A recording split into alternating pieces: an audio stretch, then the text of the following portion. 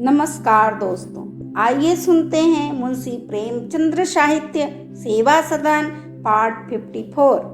जिस प्रकार कोई मनुष्य लोभ के वश होकर आभूषण चुरा लेता है, पर विवेक होने पर उसे देखने में भी लज्जा आती है, उसी प्रकार सदन भी सुमन से बचता फिरता था। इतना ही नहीं, वह उसे नीची दृष्टि से देखता था और उसकी उपेक्षा करता था। दिन भर काम करने के बाद संध्या को उसे अपना यह व्यवहार बहुत अखरता। विशेष करके चूने के काम में उसे बड़ा परिश्रम करना पड़ता था। वह सोचता, इसी सुमन के कारण मैं यूं घर से निकाला गया था, इसी ने मुझे यह वनवास दे रखा है। कैसे आराम से घर रहता था, न कोई चिंता थी न कोई झंझट, चैन से खाता था और मौज करता था। इसी ने मेरे सिर पर यह मुसीबत ढा दी। प्रेम की पहली उमंग में उसने उसका बनाया हुआ भोजन खा लिया था, पर अब उसे बड़ा पछतावा होता था। वह चाहता था किसी प्रकार इससे गला छूट जाए। यह वही सदन है जो सुमन पर जान देता था, उसकी मुस्कान पर, मधुर बातों पर, कृपा कटाक्ष पर अपने जीवन तक न्यौछावर करने को तैयार था। पर सुमन आज उसकी दृष्टि में इतनी गिर गई है, वह स्वयं अनुभव करके भी भूल जाता था। मानव प्रकृति कितनी चंचल है। सदन ने इधर बरसों से लिखना पढ़ना छोड़ दिया था और अब चूने की कल ली थी। वह दैनिक पत्रों में भी पढ़ने का अवकाश न पाता था। अब वह समझता था कि पढ़ना उन लोगों का काम है जिन्हें कोई काम नहीं है, जो सारे दिन पड़े पड़े मक्खियां मारा करते हैं, लेकिन उसे बालों को संभालने, हारमोनियम बजाने के लिए ना मालूम कैसे अवकाश मिल जाता था। कभी कभी पिछली बातों का स्मरण करके मन में कहता, मैं उस समय कैसा मूर्ख था, इसी सुमन के पीछे लट्टू हो रहा था। वह अब अपने चरित्र पर घमंड करता था। नदी के तट पर वह नित्य स्त्रियों को देखा करता था, पर कभी उसके मन में कुभाव न पैदा होते थे। सदन इसे अपना चरित्र बल समझता था। लेकिन जब गर्भिणी शांता के प्रसूति का समय निकट आया और वह बहुधा अपने कमरे में बंद मलिन शिथिल पड़ी रहने लगी, तो सदन को मालूम हुआ कि मैं बहुत धोखे में था। जिसे मैं चरित्र बल समझता था, वो वास्तव में मेरी तृष्णाओं के संतुष्ट होने का फल मात्र था।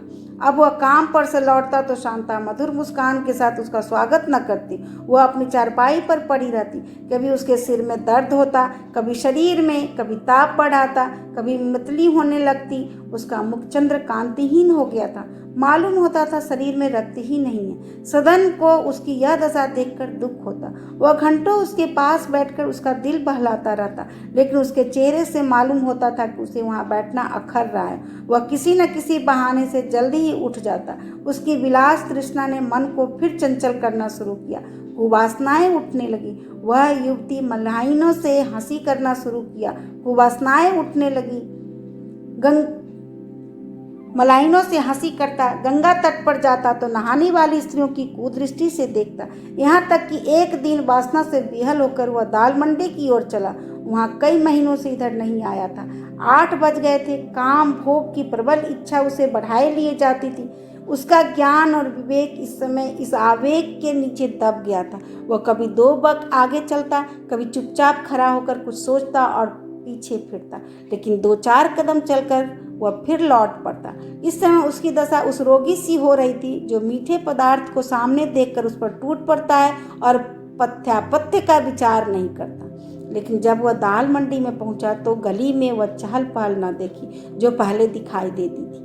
पान वालों की दुकानें 2-4 थी, लेकिन नान बाइयों और हलवाइयों की दुकानें बंद थी। कोठों पर बेस्याएं झांकती हुई दिखाई न दी। न सारंगी और न तबले की ध्वनि सुनाई थी। अब उसे याद आया कि बेस्याएं यहाँ से चली गई। उसका मन खिन्न हो गया, लेकिन एक क्षण में उसे एक विचित्र आनंद का अनुभव हुआ। उसने अपनी कामवृत्ति पर विजय पा ली, मानो वह किसी कठोर सिपाही के हाथ से छूट गया। वह सिपाही उसे खींचे लिए जाता था। उसके पंजे से अपने को छुड़ा लेने की उसमें सामर्थ्य न थी।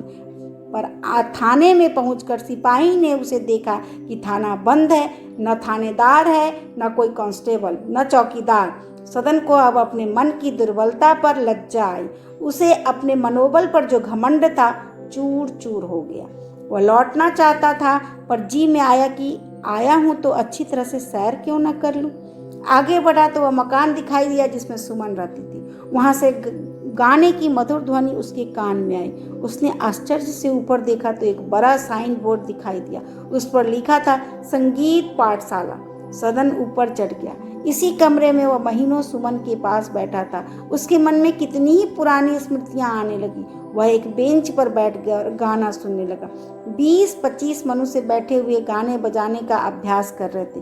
कोई सितार बजाता था, कोई सारंगी, कोई तबला, और एक वृद्ध पुरुष उन सब की बारी बारी से सिखा रहे थे। वह गान विद्या में निपुण मालूम होता था। सदन का गाना सुनने में ऐसा मन लगा कि वह 15 मिनट तक वहां बैठा रहा। उसके मन में बड़ी उत्कंठा हुई कि मैं भी यहाँ गाना सीखने आया करता।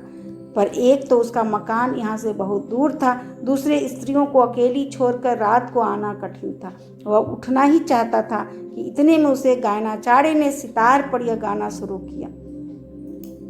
दयामयी भारत को अपनाओ, तब वियोग से व्याकुल है माँ, सत्वर धैर्य धराओ। प्रिय लालन कह कर पुचकारो, हंस कर गले लगाओ। दयामयी भारत को अपनाओ, सोए आर्य जाति के गौरव, जननी फेर जगाओ। दुखरा पराधीनता रूपी बेरी काट बहाओ, दयामयी भारत को अपनाओ। इस पद ने सदन के हृदय में उच्च भावों का स्रोत सा खोल दिया। देशोपकार, जाति सेवा तथा राष्ट्रीय गौरव की पवित्र भावनाएं उसके हृदय में गूंजने लगी। यह बाह्य ध्वनि उसके अंतर में भी एक विशाल ध्वनि पैदा कर रही थी। जगजननी की दयामयी मूर्ति उनके हृदय नेत्रों में सम्मुख खड़ी हो गई। दरिद्र, दुखी, दीन, छीन बालक दीन भाव से देवी की ओर ताक रहा था और अपने दोनों हाथ उठाए सजल आंखों से देखता हुआ कह रहा था, दयामयी भारत को अपनाओ। उसने कल्पनाओं में अपने को दीन कृषकों की सेवा करते हुए देखा। वह जमींदारों के कारिंदों से विनय कर रहा था कि इन दीन जनों पर दया करो। कृषकगण उसके पैरों पर गिर पड़ते थे। उनकी स्त्रियां उसे आशीर्वाद दे रही थी। स्वयं इस कल्पित बारात में दूल्हा बना हुआ सदन यहाँ से जाति सेवा का संकल्प करके उठा और नीचे उतर आया। वह अपने विचारों में ऐसा लीन हो रहा था कि किसी ने कुछ न बोला। थोड़ी दूर चला था कि उसे सुंदरबाई के भवन के सामने बहुत से मनुष्य दिखाई दिए। उसने एक आदमी से पूछा, यह कैसा जमघट है? मालूम हुआ कि आज कुंवर अनिरुद्ध सिंह यहाँ एक कृषि सहायक सभा खोलने वाले हैं। सभा का उद्देश्य होगा किसानों को जमींदारों के अत्याचार से बचाना। सदन के मन में अभी अभी कृषकों के प्रति जो सहानुभूति प्रकट हुई थी वह मंद पड़ गई।